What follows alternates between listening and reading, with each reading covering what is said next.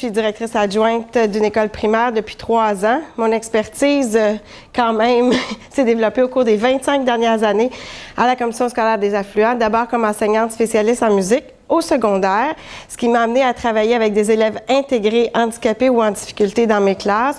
J'ai aussi travaillé à titre d'enseignante avec des classes réduites d'adaptation scolaire, troubles relevant de la psychopathologie, entre autres.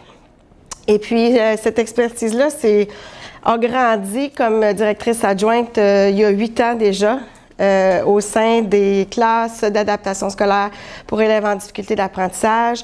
Ensuite de ça, c'est poursuivi en classe dédiée, école dédiée pour élèves adolescents en troubles du comportement. Et maintenant, je suis revenue au régulier avec des élèves handicapés intégrés et dans une école primaire. C'est ce qui m'amène ici ce soir, c'est cette expertise-là que j'ai bâtie là, depuis plusieurs années maintenant.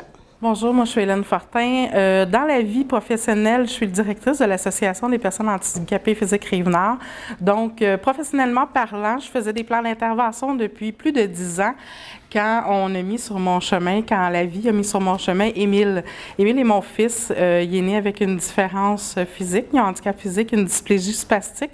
Donc, maintenant, bien, il est à l'école, fait que les plans d'intervention, je les vis au point de vue personnel, donc avec une émotivité différente. Donc, je suis capable de me placer des deux côtés de la barrière pour expliquer comment on les fait et comment on les vit. Donc, je pense que c'est pour ça que j'ai été choisie ce soir. Je m'appelle Claire-Élise Tremblay, je suis coordonnatrice clinique à la communauté de Repentigny. Aussi, je travaille avec plusieurs écoles et à soutenir, dans le fond, l'intégration des enfants, les services professionnels. L'objectif, c'est comment vous outiller pour arriver à votre plan d'intervention, au plan d'intervention de votre enfant, pardon, bien équipé, bien outillé. Comment on se prépare à ça? Comment on arrive à ça? Il y a des façons de le faire dans le meilleur intérêt de tous. D'abord, le vôtre, parce que c'est toujours un petit peu énervant, mais c'est surtout aussi dans le meilleur intérêt de votre enfant. Comment on fait pour devenir un bon partenaire dans toute cette histoire-là? Il y a une loi qui encadre le plan d'intervention et quand il doit y en avoir. Vrai? Faux? L'article 96-14 de la loi sur l'instruction publique dit qu'un directeur d'école doit, quand un enfant est en difficulté, éprouve des difficultés, faire un plan d'intervention avec les acteurs concernés autour de l'élève, qui est au centre de tout intérêt, et doit s'assurer de le réaliser, d'en faire la révision et de vous communiquer son cheminement pendant l'année. Donc, la loi de l'instruction publique, elle dit qu'on doit s'occuper des difficultés de vos enfants. Alors oui, c'est vrai, il y a une loi qui encadre le plan d'intervention. Le plan d'intervention de mon enfant doit être révisé 3 fois durant l'année. C'est souvent qu'il y en a un en début d'année, un en cours d'année. Donc, pour ce que j'ai vécu, je pense qu'il faut être ouvert avec les gens qui accueillent notre enfant. On peut demander, évidemment, selon les ressources disponibles, avoir des suivis, mais pour ce qui est du plan comme tel, avec tous les acteurs concernés, il n'y a pas de normes statutaires hormis l'évolution de ce qu'on a besoin en tant que parents, enfants et institutions. Si besoin est de réviser le plan d'intervention de votre enfant de façon mensuelle, parce qu'on s'est fixé un objectif, puis on se revoit dans un mois, puis on est en progression, ça va être une fois par mois. Ça dépend de la situation, ça dépend surtout des besoins de l'enfant. L'enfant participe à son plan d'intervention. Oui, dans les membres du comité du plan d'intervention, il y a en tête de liste l'enfant. C'est vraiment hors de tout doute, là. Je pense que vous comprenez bien. Maintenant, est-ce que votre enfant doit absolument être présent? C'est en discutant avec la direction de l'école que vous allez convenir si c'est une bonne idée ou pas. Il m'est arrivé dépendamment des situations, dépendamment des enfants, de dire à maman, est-ce que vous croyez que si on va chercher votre petite cocotte ou votre petit coco, le fait de vous voir, ça va le perturber, puis il va se mettre à pleurer, il va vouloir partir avec vous? Si c'est oui, on ne le fera pas dans le cas d'un enfant handicapé, trisomique par exemple, des choses comme ça, parce que le but, on ne veut pas lui nuire. Maintenant, si c'est une bonne idée, que ça fait plaisir à l'enfant, ça fait plaisir aux parents, puis que l'enfant va être capable de bien vivre avec ça, c'est sûr qu'on va le faire venir. Personnellement, dans ma pratique tous les jours, c'est presque une obligation. Des fois, les parents, ils se disent « Ah oui, on va chercher mon enfant. » Certainement, madame. En même temps, vous comprendrez qu'on ne fait pas les plans d'intervention de la même façon avec un tout petit de 5 ans ou un grand de 6e année ou du secondaire et aussi dépendamment de sa problématique. Donc, c'est en discutant avec vous, puis on regarde qu'est-ce qu'il y a de mieux à faire pour votre enfant. Je peux solliciter des partenaires externes pour m'accompagner au plan d'intervention de mon enfant. Des fois, on a besoin d'avoir quelqu'un qui nous connaît, qui va prendre des notes, qui va nous apaiser, qui va nous orienter sur des questions. Évidemment, on veut que ça se passe le mieux possible. On peut se faire accompagner de quelqu'un du réseau, donc du CLSC, quelqu'un des partenariats privés, des organismes communautaires, mais quelqu'un de significatif. Ça peut être mamie, papy, la marraine, la gardienne, quelqu'un qui a l'intérêt de l'enfant au cœur de ses préoccupations personnelles. Puis, ça peut nous permettre de recadrer les choses aussi après la rencontre, des choses qu'on aurait mal perçues, mal interprétées. Donc, quelqu'un qui est moins émotif dans le processus peut être tout à fait adéquat pour nous accompagner. Donc, c'est vraiment une ressource à utiliser. L'objectif de la rencontre de ce soir, c'est comment arriver bien préparé. Bien, une des façons d'arriver bien préparé, c'est de demander ou d'aviser l'école que vous serez accompagné de quelqu'un. Bien évidemment, vous comprendrez que tout est dans l'attitude, c'est sûr que si moi j'arrive à un plan d'intervention, je viens recevoir papa ou maman et là j'ai l'hôpital qui est là accompagné du CLSC puis la DPJ, je vais faire OK, moi je suis pas préparée à ça, si on a des questions, je vais pas me sentir en mesure de répondre adéquatement, tout ça, donc dans le but je reviens à mon objectif, donc étant donné comment je peux me préparer, ça c'est une bonne façon. Vous pouvez tout à fait être accompagné d'une personne de votre choix. Il suffit bien évidemment de vous annoncer. Les trucs qui sont clairs, précis, dans une communication adéquate, ça va toujours mieux que quand on arrive avec un effet de surprise. Donc, on est là pour le bien de l'enfant, aussi bien informer tout le monde de qui il sera et dans quelles conditions il sera aussi. Les besoins globaux de mon enfant sont au cœur de la démarche du plan d'intervention. Évidemment, c'est l'ensemble des besoins. Vous comprendrez, par exemple, que dans un plan d'intervention, le but, c'est pas de tout régler au moment où on s'assoit. Je dis toujours, on va regarder à la loupe certaines petites affaires, mais n'oubliez pas qu'on va continuer à l'aider de façon globale, votre enfant, sans nécessairement que tout y soit inscrit. C'est certain, vous, quand vous voulez apprendre à votre enfant, à attacher ses lacets, vous n'oubliez pas de faire le souper, vous n'oubliez pas de le laver. Alors, c'est un peu la même chose pour nous. On va mettre l'emphase sur certaines petites affaires, on va se fixer des défis, mais c'est l'ensemble des besoins qui vont être considérés. J'ajouterais à ça, il y a une dame tantôt qui se demandait si on était pour aborder les PSI puis les pays. Donc, c'est peut-être un lieu où on peut nommer ce qu'on veut en fait globalité, mais c'est peut-être pas nécessairement toutes les réponses où on va aller les chercher, fait qu'il peut peut-être avoir d'autres mesures d'instaurer pour combler d'autres besoins. L'école peut tenir le plan d'intervention sans ma présence. En fait, c'est certain que la direction de l'école va vous convoquer au plan d'intervention de votre enfant. Bien certainement, comme moi présentement qui gère 60 plans d'intervention, je n'appelle pas tout le monde pour savoir quelles sont vos disponibilités, bien entendu. Donc, vous serez convoqué à une heure et à un moment qui conviendra à l'école. Certainement que si ça ne vous convient pas, vous pouvez en tout temps téléphoner à la direction de l'école et trouver un arrangement. C'est toujours possible parce qu'on le fait généralement 1 à 2 semaines d'avance, puis vous le savez de toute façon que c'est quelque chose qui va s'en venir.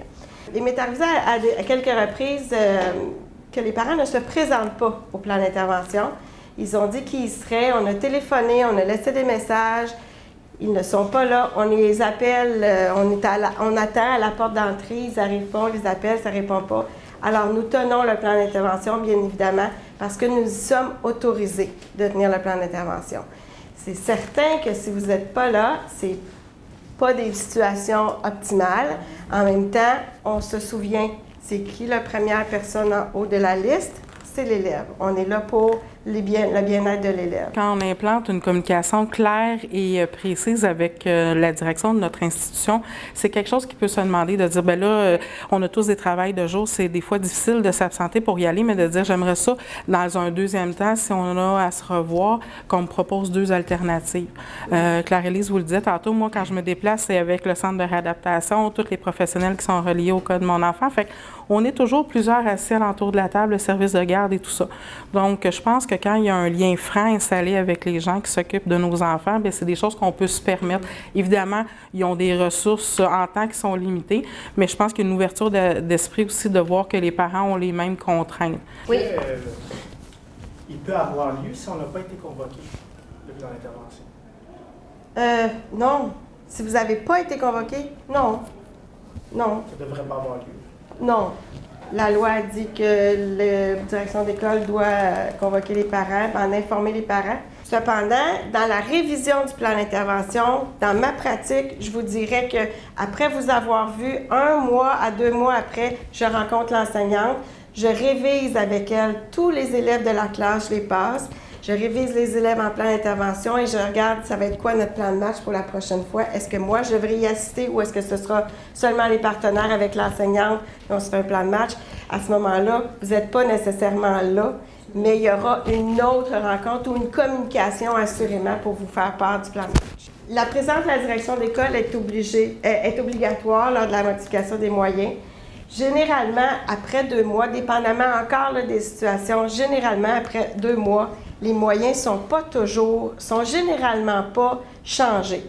On se dit qu'on a 21 jours pour arriver à un changement quand on se fixe un objectif. Il y a comme une règle d'or.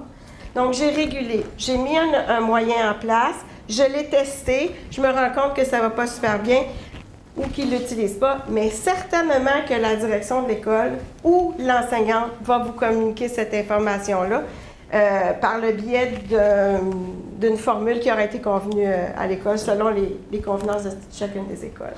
Est-ce que j'ai mon mot à dire sur les objectifs et les moyens lors du plan? Moi, je pense que c'est important de les identifier, les objectifs puis les moyens, parce qu'on travaille en team. Hein? Le soir à la maison, ça continue. Il faut appuyer ce que l'enseignante fait en classe, ce que l'accompagnatrice, dans certains cas, fait aussi. Il faut regarder qu'est-ce qui est possible de faire dans la limite de la journée où l'enfant est là, puis ça. Mais il faut le nommer, ces choses-là. Il ne faut pas avoir l'impression qu'on le sublie, le plan d'intervention. C'est qu'on est un lot de partenaires ensemble pour que ça se passe bien la période scolaire. Fait qu'il faut nommer nos attentes et les moyens si besoin, parce qu'il faut se souvenir que l'expert de notre enfant, c'est nous. Hein? Il y a plein de monde qui ont plein de diplômes pour s'en occuper, mais c'est nous qui le connaissons le mieux. Donc ça, il faut garder ça au centre de notre intérêt. L'école a l'obligation de mettre en place toutes les recommandations des partenaires externes. En tant que direction d'école, et bien évidemment, il arrive souvent des parents qui vont voir des partenaires externes qui nous arrivent avec des attentes, c'est ça. Ils arrivent avec des rapports d'orthophonistes, de neuropsychologues, de tout ça à faire, d'ergothérapeutes. Et ces professionnels-là, vous les avez payés et ces professionnels-là, vous avez confiance en eux, et bien évidemment, j'ose espérer. Et à la fin de leur rapport, ils vous font une série de recommandations. Ils nous font une série de recommandations. Et oui, il arrive des parents qui disent « Non, mais l'orthopédagogue, l'ergothérapeute, le psycho, il a dit qu'il fallait faire ça. » Oui, mais vous comprendrez que si dans la limite de l'école, ce n'est pas possible, bien, ça ne sera pas possible. L'école a quand même l'obligation de regarder comment ça peut être possible. Moi, je me dis toujours, on va sur la Lune. Par contre, s'il arrive des fois où il n'y en a pas de solution, où on n'a pas les ressources humaines, où on n'a pas les ressources matérielles pour aider votre enfant, donc, bien évidemment, on n'a pas cette obligation-là, mais on va faire pour le mieux, ça c'est sûr.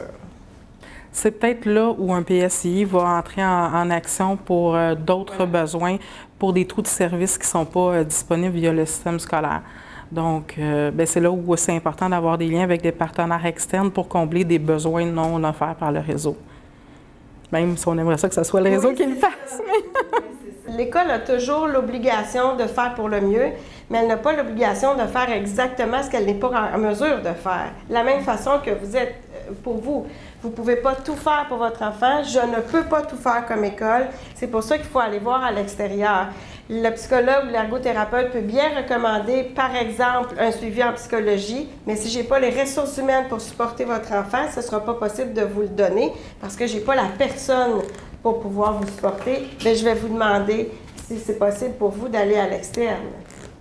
Donc, c'est un peu ça. Ça dépend de chacune des écoles, ça dépend de chacun sa limite là ou dans quelle limite il peut agir. Autant que vous que pour moi, puis à ce moment-là, ça peut demander de notre part qu'on aille chercher des partenaires externes. Comme le CSS. Oui. Est-ce que l'école est obligée de faire le plan d'intervention si l'enfant a un diagnostic? Une dyslexie ou un TDAH? En fait, un plan d'intervention, on ne fait pas le plan d'intervention seulement pour les élèves diagnostiqués. Mais s'il y a un diagnostic, est-ce que on fait des plans d'intervention pour des élèves qui ont des besoins particuliers et qui ont besoin que des acteurs se concertent dans le but qu'ils réussissent. Peu importe qu'ils aient le diagnostic ou pas. Je pourrais avoir un diagnostic de trouble déficitaire de l'attention avec dyslexie, mais qu'elle ne soit pas sévère et qu'elle n'exige pas que je fasse appel, par exemple, aux aides technologiques, que mes parents m'encadrent, que ça va quand même bien à l'école et que j'ai 75 ou 78 de moyenne. Mais l'enfant a quand même droit à un tiers % du temps toujours, aux examens. Toujours, mais ça, tous les élèves aussi ont le droit.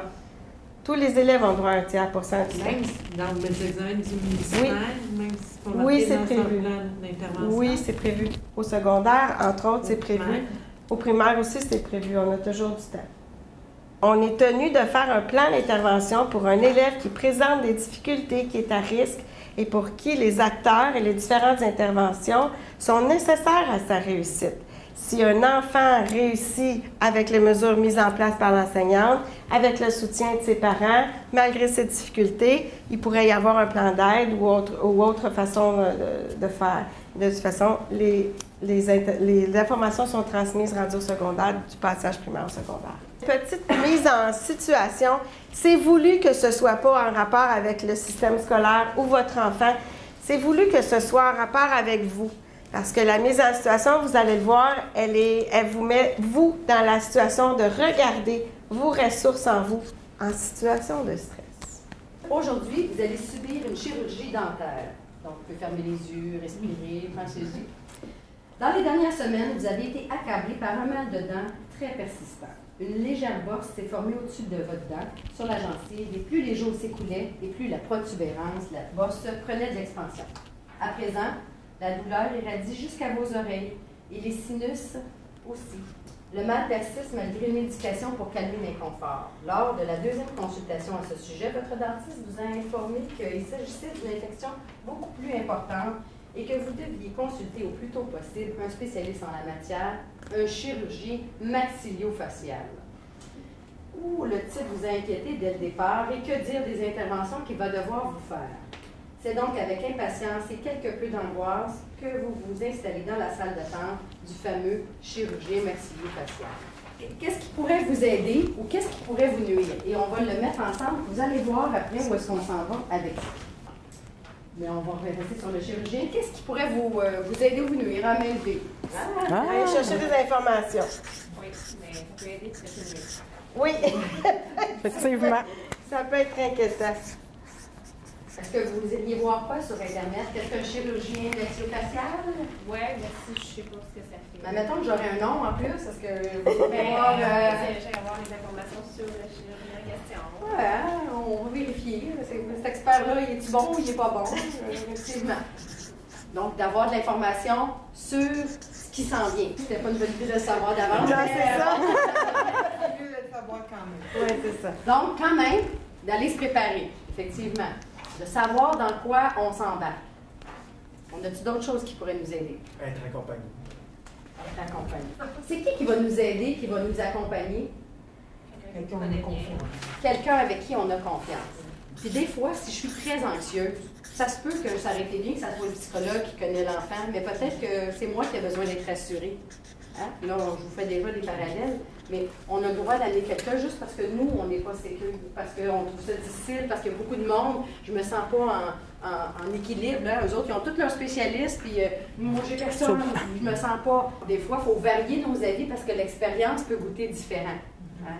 Alors, c'est important. Oui, quelque chose d'autre qui peut nous aider ou nous nuire. Ce qui peut nuire, c'est l'attitude fermée.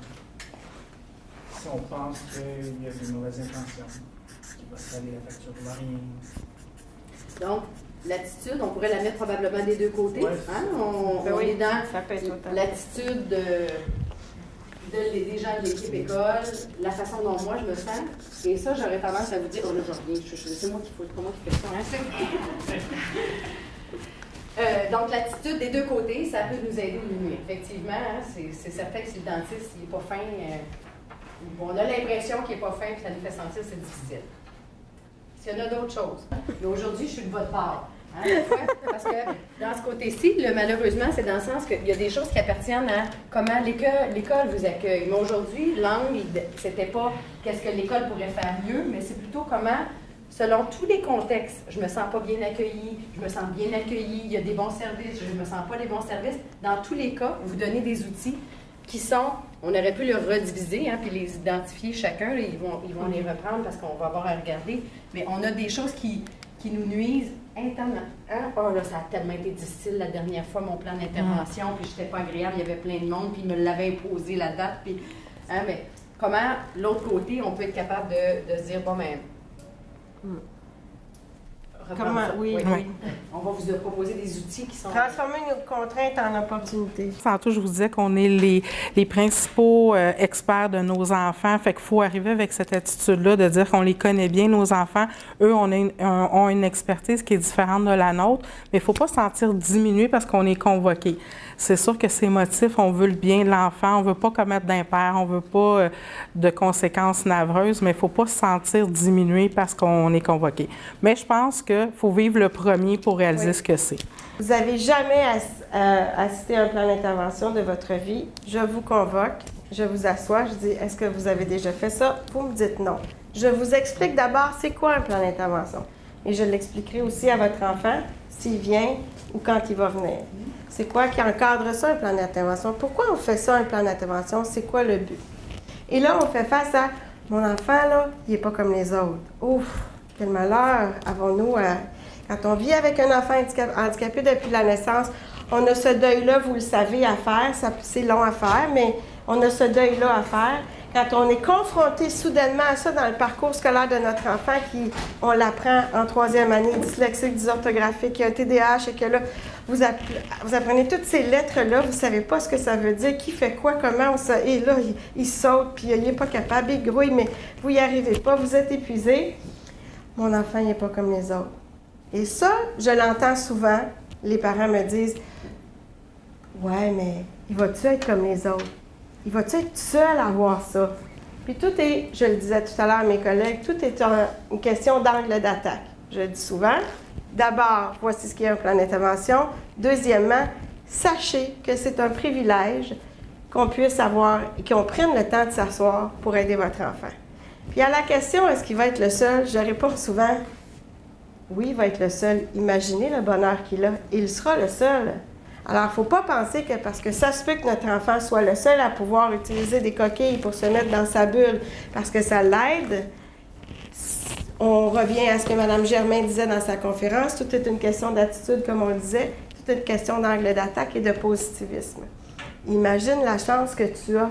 Les autres, là, sont obligés de se forcer 2 fois plus parce que les bruits les dérangent, mais ils n'ont pas le droit à ça. Imagine, tu viens de gagner le gros lot.